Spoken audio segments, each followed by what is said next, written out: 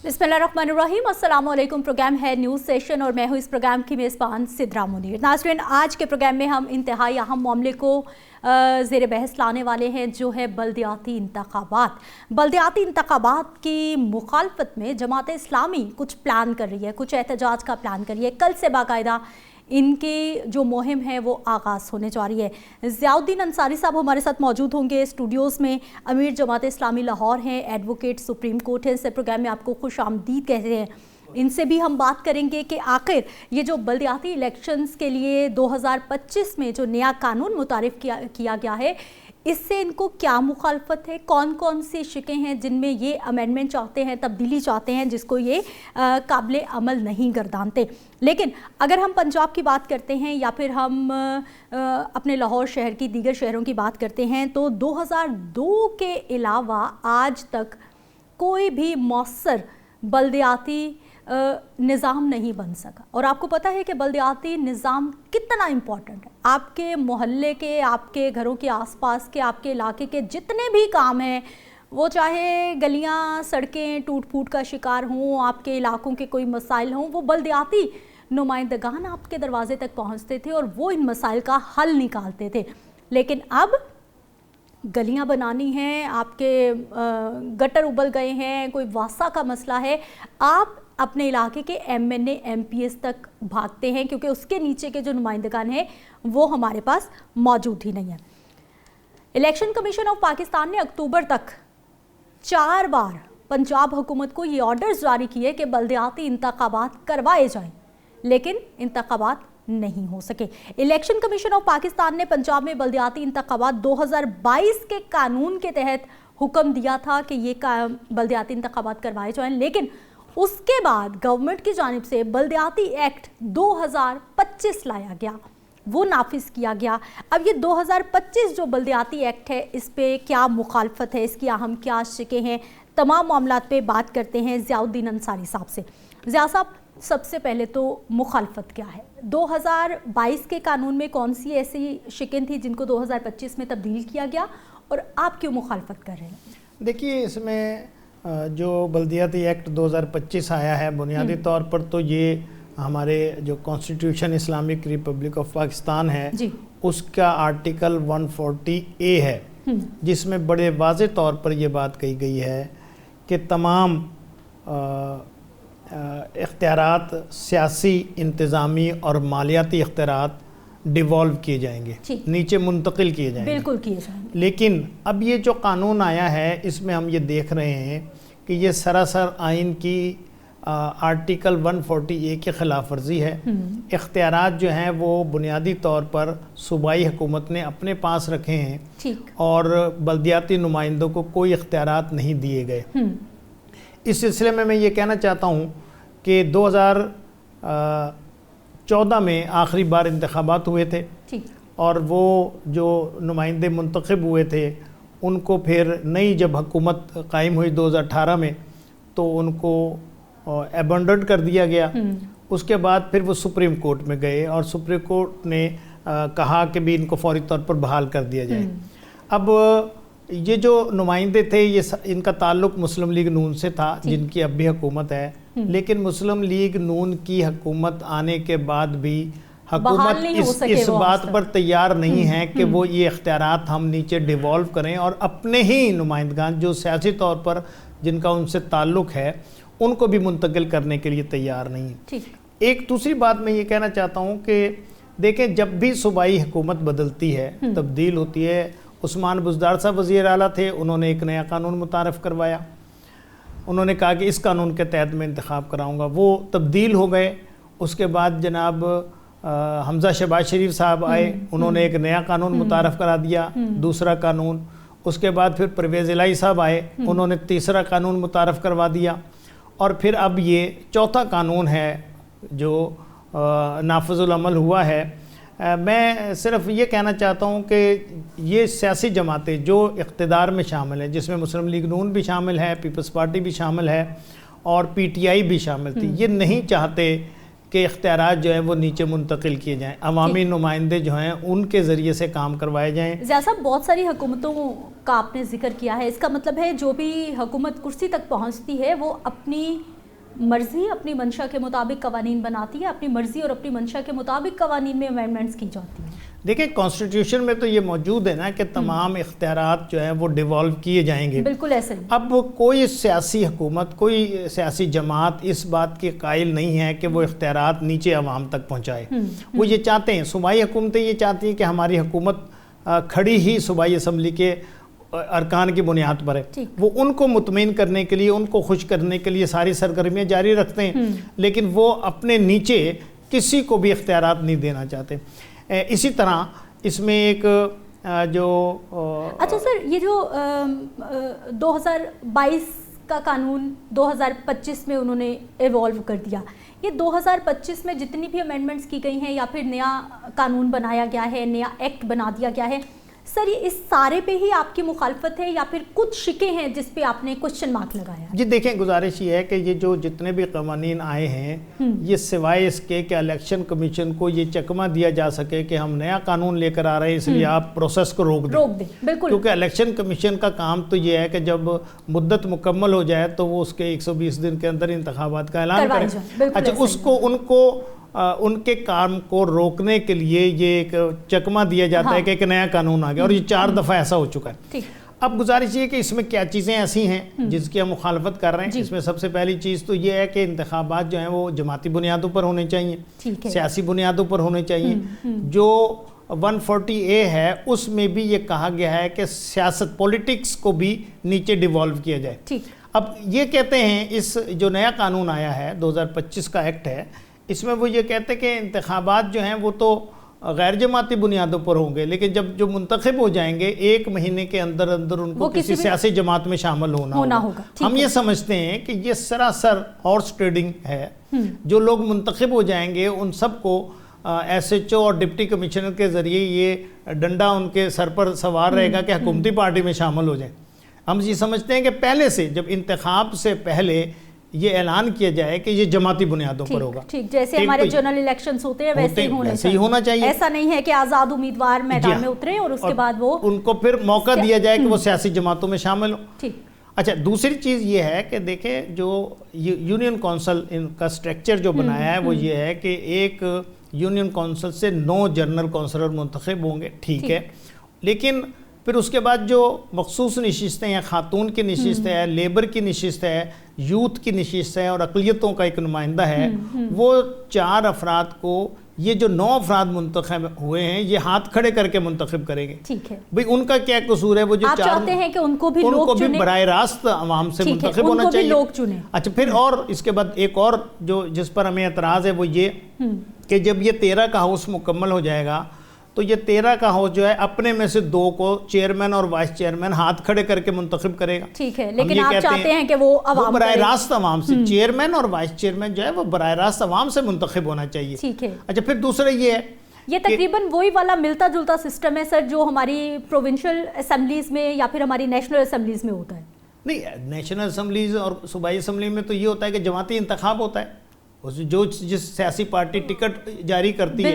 یہاں پر وہ یہ کہتے ہیں کہ سیاسی پارٹیوں کو کوئی اختیار نہیں ہے ٹکٹ جاری کرنے کا، لوگ آزاد طور پر انتخاب لڑیں اور پھر جب ہم اپنی ضرورت پوری کر لیں اور لوگوں کو ہانک لیں حکومت کی طرف، اس کے بعد پھر ان کا انتخاب، ان کو موقع دیا جائے وہ کسی سیاسی جماعت میں شامل ہو۔ نہیں سر، اوپر والا پوائنٹ بالکل آپ کا یہ جو آزاد امیدوار اور بعد میں اپنی سیاسی وابستگی بنائیں، یہ تو بالکل ایسا نہیں ہوتا اوپر، لیکن یہ جو آپ نیچے والا سسٹم کہ چند منتخب ہو گئے اور اس کے بعد جو ہے وہ اپنی مرضی سے مزید لوگوں کو جو ہے جی ہاتھ کھڑے کر کے کریں گے۔ دیکھیں یہ بھی جو انتخابات کا مروجہ طریقہ ہے، خفیہ رائے دہی، اس کو یہ بالکل کنڈم کر رہے ہیں اور یہ چاہ رہے ہیں کہ خفیہ نہ ہو، بس ہاتھ کھڑے کریں اور اپنی مرضی کے لوگوں کو منتخب کروا لیں۔ تو یہ تو کسی طرح بھی، کسی صورت میں بھی قابل قبول نہیں ہے۔ اچھا سر، جماعت اسلامی کرنے کیا جا رہی ہے؟ دیکھیں ہم نے تو 21، 22، 23 نومبر کو پورے پاکستان سے جماعت اسلامی کے ہمدردان کو اکٹھا کیا تھا اور امیر جماعت اسلامی پاکستان جناب حافظ نعیم الرحمان صاحب نے ایک سلوگن دیا ہے، بدل دو نظام۔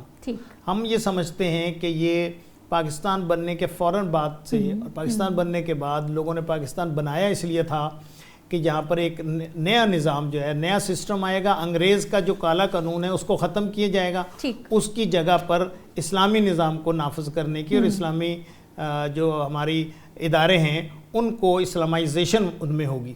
لیکن بدقسمتی سے کہ انگریز کا پرانا قانون ابھی تک چل رہا ہے، ابھی تک ہمارا سی پی سی، ہمارا CRPC، فوجداری قانون بھی، سول کے قوانین بھی وہی ہیں جو انگریز کے زمانے میں تھے، اس کو تبدیل نہیں کیا گیا۔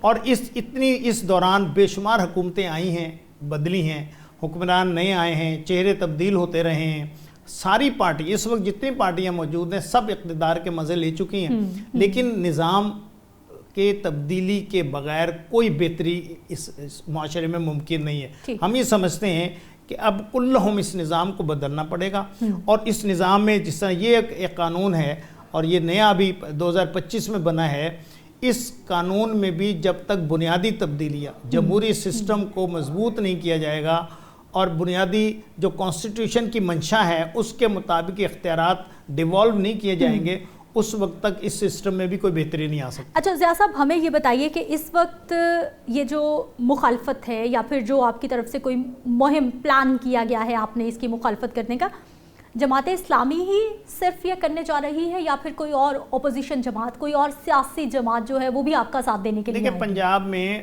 پیپلز پارٹی بھی اپنی ایک ورث رکھتی ہے، مسلم لیگ نون تو اپنی جگہ پر اقتدار میں موجود ہے، اس کے علاوہ بھی دیگر پارٹیاں ہیں، سب پارٹیاں جو ہیں وہ، بلکہ پیپلز پارٹی بھی اس بات پر متفق ہے کہ یہ آئین کے خلاف قانون بنایا گیا ہے۔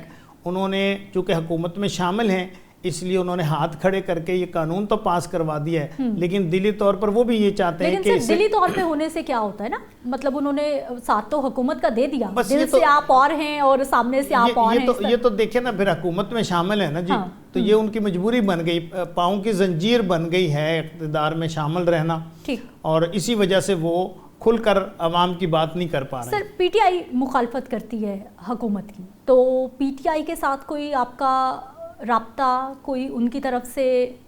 دیکھیں، اس سلسلے میں یہ بلدیاتی قانون کو بہتر کرانے کے لیے جو بھی ہم سے بن پڑے گا، ہم احتجاج بھی کریں گے، سڑکوں پر بھی آئیں گے، جلوس بھی نکالیں گے، مظاہرے بھی کریں گے، اور جو پارٹیاں ہمارے ساتھ تعاون کریں گی ان کا تعاون بھی ہم حاصل کریں گے۔ لیکن سر، احتجاج کرنے والوں، چاہے وہ کوئی بھی احتجاج کر رہا ہے، جو سڑکوں پہ نکل رہا ہے، جو روڈز بند کر رہا ہے، اس کے ساتھ حکومت زیرو ٹالرنس کر رہی ہے، حکومت بہت برا پیش آ رہی ہے ان کے ساتھ۔ بھئی حکومت کا تو ہمیشہ کام وہ یہ چاہتی ہے کہ ہمارے خلاف کوئی آواز نہ ہو، لیکن جب اسلامی میدان میں موجود ہے ہم تو آواز بلند کریں گے۔ ہم پرامن لوگ ہیں، پرامن احتجاج کرنے کا حق ہمیں کانسٹیٹیوشن نے دیا ہے، اور کانسٹیٹیوشن کا وہ جو رائٹ ہمیں ملا ہوا ہے اس کو ہم استعمال کریں گے، ایکسرسائز کریں گے۔ لیکن یہ اگر یہ سمجھتے ہیں کہ بھئی ہم ہر آواز کو دبا لیں، ہر چیز جو ہے وہ جو ہم چاہیں ایک لاٹھی کے ذریعے سے سب کو ہانک لیں، تو ایسا تو ممکن نہیں ہے۔ جمہوریت تو اپنی روح کے ساتھ ہی بیدار رہے گی۔ اگر جمہوریت کی روح کو تباہ اور برباد اسی طرح کیا جاتا رہے گا تو اس ملک میں تو کوئی مستقبل اس کا میں بہتری کے چانسز نہیں ہیں۔ سر، سٹیپ بائی سٹیپ پلان کیا ہے؟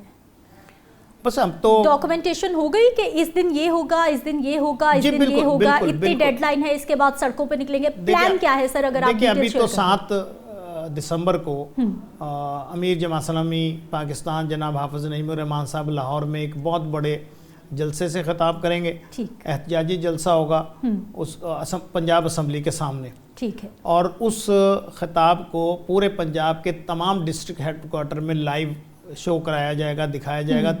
اس کا مطلب یہ ہے کہ پنجاب کے ہر ضلع میں احتجاج ہم ریکارڈ کروائیں گے، ٹھیک ہے۔ اس کے بعد اسی دن پھر ہم اگلے لائحہ عمل کا اعلان کریں گے۔ ہم انشاءاللہ اس وقت تک حکومت کو مجبور کریں گے کہ وہ اس قانون میں بہتری لائے، اور جو یہ خرابیاں اور اپنے کنٹرول میں رکھنے کی جو انہوں نے کوشش کی ہے اس سے وہ دستبردار ہو۔ اچھا سر، آپ ایڈوکیٹ بھی ہیں، سپریم کورٹ پاکستان کی سب سے اعلیٰ عدلیہ جسے کہا جاتا ہے، سر کوئی قانونی راستہ ہو سکتا ہے کہ ہم احتجاج نہ کریں، روڈز پہ نہ نکلیں؟ کیونکہ جب بھی احتجاج ہوتا ہے روڈز بلاک ہوتے ہیں، ہمارے لوگ پریشان ہوتے ہیں، یا پھر آپ نے حکومتی جو نمائندگان ہیں ان سے رابطہ کیا ہے کہ اس میں کچھ تبدیلی کی جائے؟ دیکھیں، میں گزارش کرتا ہوں کہ یہ جو انتخابات کا اور نیا قانون بنا ہے، 2025 کا ایکٹ آیا ہے، اس سے پہلے ہم نے 1 سال پہلے پٹیشن فائل کی تھی الیکشن کمیشن کو مجبور کرنے کے لیے کہ وہ فوری طور پر انتخابات کا اعلان کریں. اور ہماری اس پٹیشن کے نتیجے میں 2022 کے قانون کے مطابق الیکشن کمیشن نے پروسیڈنگ شروع کر دی تھی, حلقہ بندیاں شروع ہو گئی تھیں. لیکن جب حلقہ بندیاں اپنے شروع ہو چکی تھی اس وقت یہ ایک نیا قانون لے آئے اور الیکشن کمیشن سے ریکویسٹ کی کہ اب چونکہ نیا قانون آ گیا اب اس کے مطابق حلقہ بندیاں کریں. بالکل ایسا ہے. ویسے تو میں سمجھتا ہوں کہ یہ حکومت کی بدنیتی ہے, حکومت انتخاب کرانا ہی نہیں چاہتی, اور وہ اب اس آڑ میں کہ اس میں جو جس طرح انہوں نے جکڑ بند کیا ہے, جمہوریت کو بالکل زنجیریں پہنا دی ہیں, ہم یہ سمجھتے ہیں کہ حکومت جو ہے وہ اس طرح لوگوں کو کنٹرول نہیں کر سکتی. عوامی نمائندے اگر نچلی سطح پر آئیں گے تو ان کو بااختیار ہونا چاہیے, ان کے وہ جمہوری طریقے سے منتخب ہو کر آنا چاہیے. اگر ایسا نہیں ہوگا تو ہم تو پھر احتجاج کا ہی ہمارے پاس راستہ ہے. عدالتوں میں ہم جائیں گے, ہم تیاری کر رہے ہیں, ہم فوری طور پر انشاءاللہ اسی ہفتے ہم کورٹس میں جائیں گے اور اپنا یہ مدعا بیان کریں گے کہ کس طرح یہ قانون article 140A constitution of Islamic republic of Pakistan کے اگینسٹ ہے. اچھا سر, یہ جو بلدیاتی انتخابات کا ہمارا معاملہ ہے یہ کوئی حادثہ نہیں ہے, آج سے نہیں ہے, پچھلے بہت سارے سالوں سے ہے. دنیا کے جن ڈیولپڈ کنٹریز کو ہم لوگ فالو کرتے ہیں یا پھر ہمارے حکمران جن کے بارے میں بات کرتے ہیں سر, وہاں پر یہ بلدیاتی انتخابات یہ بڑا اسٹرانگ ہے وہاں پر یہ نظام. جی ہاں بالکل ٹھیک ہے. دیکھیں ترقی یافتہ ممالک اور ایون کے ترقی پذیر ممالک میں بھی جو شہر کا میئر ہے, تمام ادارے یعنی پولیس سمیت ہسپتال, جو انجینئرنگ کے ڈپارٹمنٹس ہیں, تعلیم ہے, میونسپل فیسلٹیز ہیں, یہ ساری بلدیاتی ہیڈ کے ماتحت ہوتی ہے, بالکل انڈر ہوتی ہے. لیکن یہاں پر صورتحال یہ ہے کہ کوئی فائنینشیل ذمہ داری جو ہے وہ لوکل گورنمنٹ کے ہیڈ کے اوپر رکھی نہیں گئی ہے. یہ ساری ذمہ داریاں جو ہیں وہ بیوروکریسی کے پاس. ٹھیک ہے سر, اور اسی کے خلاف آپ کا احتجاج ہے کہ جو پاور ہے, جو مطلب طاقت ہے, وہ ٹرکل ڈاؤن آنی چاہیے, نیچے تک جو ہے وہ لوگوں کے پاس اختیارات ہونے چاہیے. بہت شکریہ سر پروگرام میں شامل ہونے کے لیے. میں ایک بریک پہ جاؤں گی, واپس آئیں گے, مزید ٹاپکس پہ بات ہوگی. خدا کے لیے میری کوئی سن لے, خدا کے لیے میرے بچے کو بچا لیں, یہ وہ آوازیں ہیں, یہ وہ صدائیں ہیں جسے کسی کے کیمرے کی آنکھ نے بند کیا اپنے موبائل میں, اور پھر یہ سوشل میڈیا کی, مین اسٹریم میڈیا کی ہر طرف اس خاتون کی ویڈیو وائرل ہوتی ہے. ایک ماں ہے جو اپنے 3 سال کے ابراہیم کو بچانے کے لیے ایسی صدائیں دے رہی ہے کہ وہ صدائیں شاید آسمان تک پہنچ گئیں, لیکن ہمارے حکمرانوں کے کانوں تک, ہمارے جو ادارے ہیں, جو ذمہ دار ادارے ہیں, ان کے کانوں تک بہت مشکل سے پہنچی. گزشتہ رات تقریباً 10:30-11 بجے کا یہ واقعہ ہے. نیپا چورنگی کے قریب ایک فیملی جن کا 3 سال کا بچہ ان کے ساتھ تھا, ابراہیم, خوشی خوشی کچھ شاپنگ کرنے کے لیے وہاں پر پہنچتے ہیں کہ اچانک ایک کھلے مین ہول میں, ایک گٹر میں 3 سال کا بچہ گر جاتا ہے. ماں کو کچھ سمجھ نہیں آ رہی اور وہ آہو بکا کر رہی ہے کہ میری کوئی سن لے, میرے بچے کو بچا لیں. اس کا دوپٹہ کہاں ہے, اس کی آواز کہاں پر جا رہی ہے, کون اس کو دیکھ رہا ہے, کون اس کی ویڈیو بنا رہا ہے, اس کو کچھ نہیں خبر. اس کو صرف یہی خبر ہے کہ اکلوتا بیٹا 3 سال کا کسی طرح سے اس کو بچا لیا جائے. اور گزشتہ رات سے لے کر اب تک مسلسل آپ مین اسٹریم میڈیا کی بات کریں, آپ سوشل میڈیا کی بات کریں, آپ کراچی والوں کی بات کریں, ہر انسان کے دل پر جو ہے نا یہ خبر قہر کی طرح ٹوٹ رہی ہے. ہر انسان کو اپنے ابراہیم میں اپنا بچہ نظر آ رہا ہے. اور اس سارے معاملے پر شہری مشتعل بھی ہوئے, وہاں پر احتجاج بھی ہوا, حکومتی مشینری بھی کام آئی, لوگوں نے اپنی مدد آپ کے تحت بھی کام کیا, اور ساتھ ہی ساتھ فیملی شکوہ کنا رہی کہ جو متعلقہ ادارے ہیں وہ ہماری اس طرح سے مدد نہیں کر پا رہے جس طرح سے ان کو کرنی چاہیے. آخر امید ٹوٹ گئی کچھ گھنٹوں کے بعد کہ بچہ زندہ ہو سکتا ہے. مین ہول میں ایک 3 سال کا بچہ کیسے زندگی کے ساتھ جنگ لڑ سکتا ہے, اور 14 سے 15 گھنٹے کے بعد اس بچے کی لاش ملتی ہے. کراچی سے عائشہ نعمان صاحبہ اینالسٹ ہیں, ہمارے ساتھ موجود ہیں, مزید ڈیٹیلز انہی سے جان لیتی ہیں. عائشہ صاحبہ پروگرام میں آپ کو خوش آمدید کہتے ہیں. انتہائی افسوس کہ اس ماں کی ویڈیو نہیں دیکھی جا رہی جس تکلیف میں, جس کرب میں وہ چلا رہی ہے کہ میرے بیٹے کو بچا لو. کراچی نیپا چورنگی پر جو واقعہ پیش آیا, سب سے پہلے تو اس کی جتنی بھی مذمت کی جائے کم ہے. یہ میرا بچہ ہو یا کسی کا بچہ, تکلیف اتنی ہی ہے. سب سے بڑا المیہ یہاں پر یہ کراچی پر گزشتہ 30 سال جن لوگوں نے حکومت کی ہے जिन लोगों को बहुत माजी में बड़ा मैंडेट दिया गया है, आज तक उन्होंने कराची के लोगों की दाद रसी के लिए क्या किया? देखिए, एहतजाज के अलावा कराची के पास और ऑप्शन बचता ही क्या है? फिर चाहे फारूक सत्तार हो या मेयर कराची मुर्तजा वहाब साहब, देखिए जवाबदेह किसी को तो होना पड़ेगा। यहाँ पर कराची के लोगों का जो सब्र का पैमाना है वो लबरेट चुका है। कराची में आए दिन वो डकैती की वारदातें, फिर जनाब लोड शेडिंग का अजाब, पानी की किल्लत, और जनाब अब जो रही गई कसर है ये होल्स ने जो है वो पूरी कर दी है कि जिस तरह से लोगों की जो औलादें हैं, अब जो पता चला, जो सुनने में आ रहा है कि ये बच्चा जो है ये इकलौती औलाद थी अपने माँ बाप की। तो अब आप मुझे बताइए, जब किसी का इकलौता चश्मो चराग इस तरह से जो है वो अल्लाह को प्यारा होगा या उसकी जान इस तरह से जाएगी, तो माँ के दिल पर और खास पे अहले खाना के दिल पर क्या क़यामत गुजरी होगी, उसका हम गुमान भी नहीं कर सकते। लेकिन यहाँ पर सियासी जमातें जो है गुज़िश्ता कई बरसों से सिर्फ अपना सियासी मंजन बेचने के अलावा और कोई काम नहीं कर रही। देखिए, मैं खुद कराची की बासी हूँ, मुझे पता है कराची की सियासत की डायनामिक, कराची के लोगों के मसाइल क्या हैं। तकरीबन 15 से जो है कराची में जो डेवलपमेंट के काम है वो ना होने के बराबर है। अभी जो हालिया टेन्योर है इसमें अगर देखा जाए तो डेवलपमेंट के नाम पर एक बस हो गया, तकरीबन जो आपने मेन शाहराहें हैं वो खोद कर रख दिया अंडर पासिस के नाम पर, सिर्फ किस लिए कि फंड्स जो है उसके वो अपनी जेबों में डाला जा सके। तो जनाब आप कराची के लोगों को आज तक देखा जाए तो दिया क्या है? या तो यहाँ पर आधे से ज्यादा आवाम जो है वो डकैतियों की नजर हो जाती है, यहाँ पर लोगों की जानो माल महफूज नहीं है, यहाँ पर लोगों के पास पीने का साफ सुथरा पानी नहीं है, यहाँ पर लोगों के पास जो है अभी भी शायद आपको मेरी आवाज में कुछ डिस्टॉर्शन या फिर कुछ आपको क्वेश्चनिंग जो है वो फील हो रही होगी, क्योंकि देखिए इस वक्त यहाँ पर नहीं है, मैं हूँ वहां पर 3-3 घंटे की लोड शेडिंग है। अब आप मुझे बताइए किस मुहज्जिब मुआशरे में ऐसा होता है? कहने को इनके पास सब वसाइल भी हैं, कहने के पास इनके पास मैंडेट भी है। जब आपको लोगों ने मैंडेट दिया है फिर आप डिलीवर करने से कासिर क्यों है? आप किसी और सियासी जमात को जो है वो जिम्मेदार ठहराते हैं, जबकि कराची के जो लोग हैं वो इन तमाम जमातों को जो है वो जिम्मेदार ठहरा रही है जिनके पास अब तक जो है वो मैंडेट रह चुका है। उसमें जमात इस्लामी भी शामिल है, उसमें MQM भी शामिल है और उसमें PPP भी शामिल है। लेकिन सबसे ज्यादा टाइम जो है यहाँ पर PPP को मिला है। लेकिन सबसे बड़ा अलमिया ये है कि PPP जो है जो अपने मंशूर के मुताबिक, अपने नजरिए के मुताबिक जो है आम आवाम को जमहूरियत के सम्राट और बल्दियात के सम्राट जो है। ठीक, आयशा नुमान साहिबा, आयशा जो आपकी आवाज़ में दुख है ना, जो गुस्सा है, जो टेंशन है, वो मैं अच्छे से समझ पा रही हूँ कि आप भी वहीं उस इलाके में रहती हैं और आपको भी पता है पहले कत्लो गारत, उसके बाद डकैती, राहज़नी, आप घर से बाहर निकलते हो, आपको नहीं पता कि आप महफूज तरीके से वापस घर आ पाओगे या नहीं आ पाओगे। उसके बाद फारूक सत्तार साहब आते हैं, लोगों ने गुस्सा, ये आज गुस्सा पैदा नहीं हुआ, मुर्तज़ा वहाब साहब जो है वो प्रेस कॉन्फ्रेंस कर रहे थे, सहाफ़ी का सवाल करना उनकी तबीयत पे ऐसा नागवार गुजरा कि उन्होंने सहाफ़ी को ही कहा कि भाई लोग एहतजाज कर रहे थे, हमें मुश्किलात का सामना करना पड़ा, हमें ये कर, भाई लोग क्यों एहतजाज कर रहे थे? लोगों को जब कुछ मिलेगा नहीं तो लोग एहतजाज करेंगे, लोग सड़कों पे निकलेंगे। और कराची के मसाइल मुसलसल बढ़ते जा रहे हैं। पाकिस्तान का सबसे बड़ा शहर, मुआशी तौर पर वहाँ पर एक बहुत बड़ी तादाद में मुआशी सरगर्मियाँ होती हैं, उसके बावजूद पानी वहाँ पर नहीं है। लोग टैंक खरीदते हैं और मुश्किल से बूंद बूंद गिनकर पानी जो है वो इस्तेमाल करते हैं। उसके बाद कत्लो गारत, मोबाइल छीनना, डकैती, राहज़नी बिल्कुल आम चीज़ें हैं।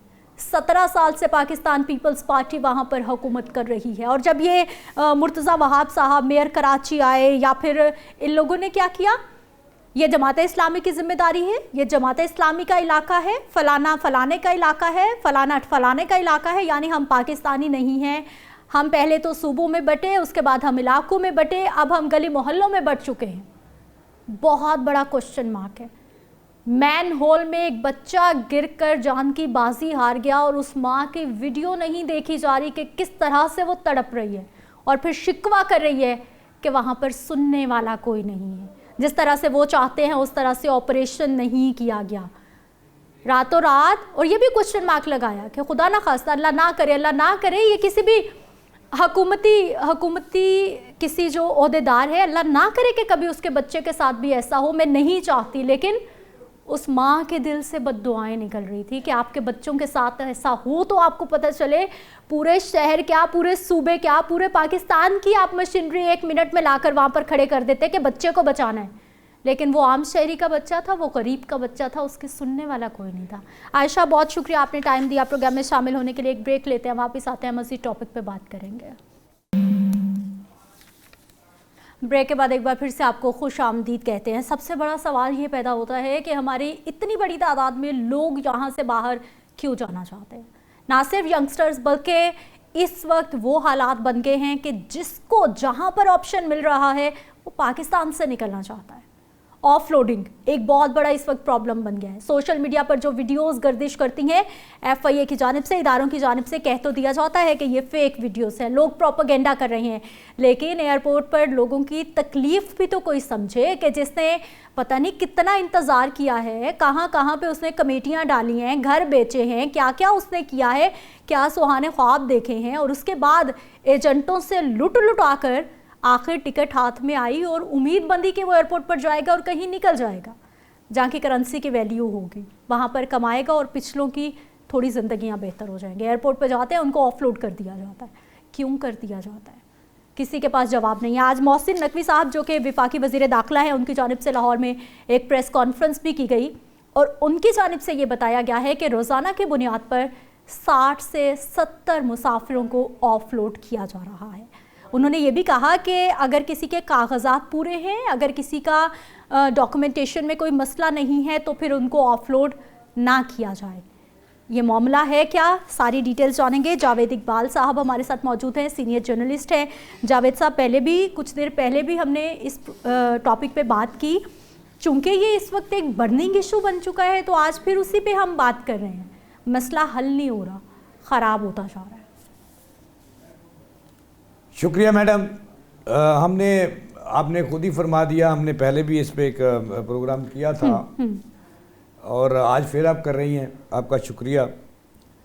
ये जो मसला है ये बिगड़ता जा रहा है, ये बात आपकी सच है। ठीक, टॉक ऑफ द कंट्री बल्कि वर्ल्ड बन रहा है कि पाकिस्तान में क्या हो रहा है।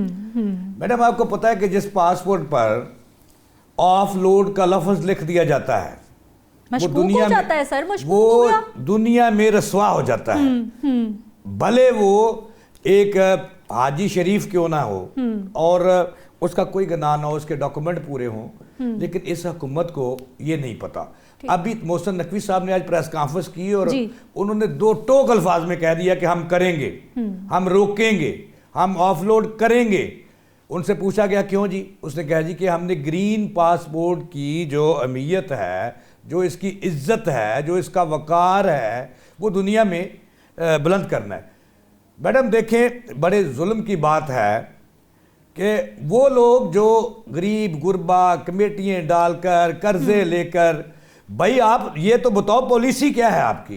ये बात सच है कि दुनिया में इमिग्रेशन पॉलिसी ऑफलोड किसी भी वक्त किया जा सकता है, किसी को भी किया जा सकता है, लेकिन आप इस वक्त इसके पास नाई का लाइसेंस नहीं है, इसके पास उस्तरा नहीं है, इसके पास कैंची नहीं है, इसके पास हथौड़ा नहीं है, तो उसको तार रहे भाई। FIA को किसने लाइसेंस दे दिया कि वो संदिग्ध चेक करती है। असल में मैडम, असल में वजह ये है कि ये मैं समझता हूँ कि ये बैनुल-अक़वामी एक साजिश है पाकिस्तान के ख़िलाफ़, पाकिस्तान में बेरोज़गारी फैलाने के ख़िलाफ़, पाकिस्तान के ग्रीन पासपोर्ट को जो मई 2024 के बाद दुनिया के उफ़ुक़ को छू रहा था, क्योंकि हमने भारत को शिकस्त दी थी, तो उसके बाद अब खरबों डॉलर सालाना ये ओवरसीज़ दे रहे हैं पाकिस्तान को। कोई रियाल दे रहा है, कोई डॉलर दे रहा है, कोई पाउंड दे रहा है, कोई जो भी दे रहा है। लेकिन अफसोस ये है कि अगर ये कहते हैं कि ये जाली दस्तावेजात हैं तो वो प्रोटेक्टर अदारे बंद कर दो, वो एजेंटों को बंद कर दो जिनको आपने लाइसेंस दे सकते हैं। जावेद साहब, बिल्कुल मेरा अगला सवाल ये था कि ठीक है, ऑफलोडिंग बुरी बात नहीं है, अगर आपको रीज़न का पता है, आपको पता है कि ये मसला है, ये प्रॉब्लम है, तो आप ऑफलोडिंग ज़रूर कीजिए, ये हमारे पाकिस्तान के लिए बेहतर है। लेकिन ऑफलोड उन लोगों को किया जाए जो कि किसी गलत काम में मुलव्विस होने के लिए कहीं बाहर जा रहे हैं। आपके पास कोई प्रूफ हो, आपके पास कोई चीज़ हो जो आप अगले को रीज़न बता सके। सर, हम एजेंटों को कंट्रोल नहीं कर पाए, हमने इंसानी स्मगलर्स को कंट्रोल नहीं किया, हम अपने इदारों में रिफॉर्म्स नहीं ला पाए। FIA के अफसरान, जब वो यूनान कश्ती हादसा हुआ चंद महीने पहले ही की बात है, जनवरी फरवरी की, सर हमने कितनी बड़ी तादाद में इस्लामाबाद लाहौर कराची एयरपोर्ट से FIA के लोगों को हमने मुअत्तल किया। यानी हमसे अपने इदारे ठीक नहीं हो रहे, एजेंट हमसे पकड़े नहीं जा रहे, इंसानी स्मगलर्स को हम रोक नहीं पा रहे, और जो बेचारा मर मरा के वहाँ पर पहुँच रहा है उसको हम रोक लेते हैं। मैडम, मैंने अभी, मेरी बात मुकम्मल नहीं हुई थी। जी। देखिए, हमारी बदकिस्मती है इस मुल्क की, एक वो वक्त था जब यही पाकिस्तान था, कायदे आज़म का पाकिस्तान था। हम 1960, 61, 62, 63 में हमने वेस्ट जर्मनी को कर्जा दिया, $120 मिलियन हमने जापान को कर्जा दिया हमने। आज ये मुल्क है कि जो लोग खरबों डॉलर रियाल सालाना ला रहे हैं, आप उनके दब्बा लगा रहे हो। ये बदकिस्मती है इस मुल्क की कि जब 700 बंदा मर जाता है फिर हुकूमत को होश आती है कि हमने कुछ करना है, और पॉलिसी फिर भी नहीं दी जाती। आपको याद होगा PIC में जब शहबाज शरीफ था वज़ीर आज़म थे साबिक, सॉरी वज़ीर आला पंजाब थे, तो PIC में 700 बंदा जाली अद्वियात से मर गया और शहबाज शरीफ श्रीलंका के लिए रवाना हो गए। जब 700 बंदा मर गया तो फिर हमें पॉलिसियाँ बनानी याद आई। जब भाई दुबई ने कहा था कि ये सगातें ले जाओ अपनी, ये गलत काम करते हैं, लोन गलत लेते हैं, आप उस वक्त को पॉलिसी वजह करते। जब सऊदिया ने हम पे पाबंदी लगाई थी उस वक्त आप पॉलिसी वजह करते। भाई पॉलिसी साज अदारे तो हमारे पास जो हैं वो इंतहाई काम चोर हैं। सर पॉलिसी बन गई कि ऑफलोड कर दो, ऑफलोड कर दो। ये क्या पॉलिसी अभी तक? यानी हमसे सर चीजें कंट्रोल नहीं होता, सबसे आसान काम है पाबंदी लगा दो। पतंगबाजी, सर पतंगबाजी की मैं बात करना चाहूंगी, एक हवाला है जी मैडम, एक इतना खूबसूरत इवेंट होता था, हमने वो मांझे, वो गलत डोरे, वो चीजें हमसे कंट्रोल नहीं हुई और हमने वो जो एक फेस्टिवल था पाबंदी लगा दी। आसान तरीका है पाबंदी लगा दो, क्योंकि हम वो जो डोर बनाते हैं, मांझा बनाते हैं, वो जो इंसानी सेहत के लिए या फिर इंसानी जान के लिए खतरा है, उनको हम नहीं रोक सके, हमने पाबंदी लगा दी। मेरे वही बात है कि जब मैं बात कर रहा था कि जब कश्ती हादसे होते हैं और 700 बंदा जो किसी ने गैर कानूनी तौर पर FIA उसमें मुलव्वस है, वो एजेंटों की सरपरस्त है, बाज अफसर, मैं सारी नहीं कह रहा, कि जब वो कश्तियां डूबी उसके बाद शोर उठा और फिर खामोश हो गया। हम पॉलिसी तो कोई देते नहीं, हम कोई SOP तो देते नहीं, और जब बाहर से डंडा आता है, और चाहिए तो ये था कि FIA के उन अफसरों को टांग देते जिनकी, और उन प्रोटेक्टर के लाइसेंस खत्म करते जो इन पे आखिरी मोहरें लगाते हैं। जब बंदे जो हैं वो उनका बोर्डिंग कार्ड भी इशू हो जाता है जहाज से, आप उतार देते हो। यार ये कैसी बदमाशी है, ये कैसी नाइंसाफी है। आप तो पाकिस्तान में बेरोजगारी पैदा करोगे, जो ज़र मुबादला आता है उसको रोकोगे, उस पर कलगन लगाओगे। अब हम जा किधर रहे हैं, ये सवाल है कि FIA को पॉलिसी तो दे नहीं सकती, FIA और वजारत दाखिला को पॉलिसी तो दे नहीं सकती। मोहसिन नकवी साहब कराची के, अब आपके पास इंफॉर्मेशन, ये गलत कह रहे हैं मोहसिन नकवी साहब, ये कह रहे हैं हम 60 से 70 बंदे पर डे। मेरे पास ऐसा डाटा है, नवंबर में सिर्फ लाहौर एयरपोर्ट से 2570 बंदे ऑफलोड हुए हैं। कराची एयरपोर्ट से जिनका तल्लक पंजाब से था 373 बंदे ऑफलोड हुए हैं। इसी तरह पेशावर, कोयटा, सियालकोट, फैसलाबाद से ऑफलोडिंग का सिलसिला जारी है, और ये तमाशा बंद हो जाना चाहिए, क्योंकि पाकिस्तान का जो ग्रीन पासपोर्ट जिसकी उफक पे छाया हुआ है, अब उसको आप गंदा कर रहे हो। अच्छा जावेद कि हम गंदे हैं। जावेद साहब, एक सवाल जो बहुत ज़्यादा उठाया गया और जो सोशल मीडिया की जीनत भी बना, एक तो ये कि जिनके पास वर्क वीज़ा मौजूद है, क्योंकि आपको पता है कि इस वक्त चाहे जो हमारे गल्फ़ कंट्रीज़ हैं वहाँ का भी वीज़ा जो पहले बहुत आसानी से मिल जाता था वो बहुत सख्त शराइत हो गई हैं। आपको एम्बेसी जाना पड़ता है, आपको अपने होटल की वहाँ पर जो आपकी रिहाइश है वो बतानी पड़ती है, आपको पूरी बैंक स्टेटमेंट देने पड़ती है। माजी में ऐसा कुछ नहीं होता था, लेकिन अब वो सारा कुछ डिमांड करते हैं। सर दूसरा इम्पॉर्टेंट पॉइंट, क्या हम पंजाब के होकर, लाहौर के होकर हम सियालकोट, फैसलाबाद, कराची से सफ़र नहीं कर सकते? क्या उधर मतलब डिवीजन है? क्योंकि ये गरीब लोग बेचारे कोशिश करते हैं कि कहाँ से टिकट सस्ता मिल रहा है, वो पूरी कैलकुलेशन करते हैं, उनके लिए एक एक रुपया बड़ा कीमती होता है। वो सस्ती टिकट के चक्कर में कि जी इतने पे हम बाय रोड सफ़र कर लेंगे, इतना मिनिमम खर्चा करने के चक्कर में वो इधर उधर के एयरपोर्ट पे जो है वो टिकट लेते हैं, उनको ऑफलोड कर दिया जाता है, जी आप पंजाब के, आप कराची से ट्रैवल ही नहीं कर सकते। ये क्या पॉलिसी है सर? मैडम ये आपकी बात सच है, और वो जो गरीब छोटे छोटे वीज़े लेके मिडिल ईस्ट में जाते हैं ये वो टिकट नहीं ले सकते, और उसके मैं आपको सबूत दे सकता हूँ कि वो टिकट वो बेचारे नहीं खरीदते, वो लमसम सौदा करते हैं कि वीज़े का 7 लाख 6 लाख मतलब सऊदी अरब का या दुबई का। तो वो जो एजेंट होता है, जो इस बुराई की जड़ है, जो FIA से भी मिला हुआ है, جو پروٹیکٹر سے بھی ملا ہوا ہے, جو فاردر بیٹھے ہوئے ہیں, جو اپنی کمپنیوں کا ویزا دیتے ہیں, ان سے بھی ملا ہوا ہے. وہ پیسے بچانے کے لیے ظلم غریبوں کے ساتھ کرتا ہے کہ ایک بچہ لاہور کا ہے, وہ اس کو سستا پیسے بچانے کے لیے وہ ایجنٹ اس کو لاہور سے ٹکٹ نہیں دیتا. وہ جان بوجھ کے نہیں جاتے بیچارے, میں نے اس پہ سٹڈی کیا ہے, وہ جان بوجھ کے نہیں جاتے. وہ ایجنٹ پیسے زیادہ دیہڑی بنانے کے لیے اس کو کراچی سے سستا ٹکٹ لے جاتا ہے. اب فرق کتنا ہے, 1.25 لاکھ کا فرق ہے لاہور سے لے کر. اگر کراچی سے وہ ٹکٹ لیتا ہے تو اس ایجنٹ کو ملتا ہے 45 سے 50 ہزار کا, اگر وہ لاہور سے لے گا تو 1.25 لاکھ روپے کا ملے گا. یہ ساری برائی کی جڑ جو ہے یہ ایف آئی اے کا تصدیق شدہ ایجنٹ ہے جو خرابی کی جڑ ہے. اور جو پروٹیکٹر ہے جس کو امیگریشن نے, ایف آئی اے نے لائسنس دیا ہوا ہے کہ آپ ویزا پروٹیکٹ کرو گے, سٹیمپ لگاؤ گے, کہ وہ سارے میڈم ڈاکومنٹ لیتے ہیں. پروٹیکٹر لاہور میں ٹھوکر کے مقام پر بہت بڑے دفاتر ہیں, یہاں پہ لوگ میڈم صبح کیمرے لیں, وہاں پہ جائیں, 3 دن سے لوگ لائنوں میں لگے ہوئے ہیں پروٹیکٹر آفس کے باہر کرانے کے لیے. بالکل ایسا, وہاں سے تمام کاغذات دیے جاتے ہیں, ڈاکومنٹ دیے جاتے ہیں.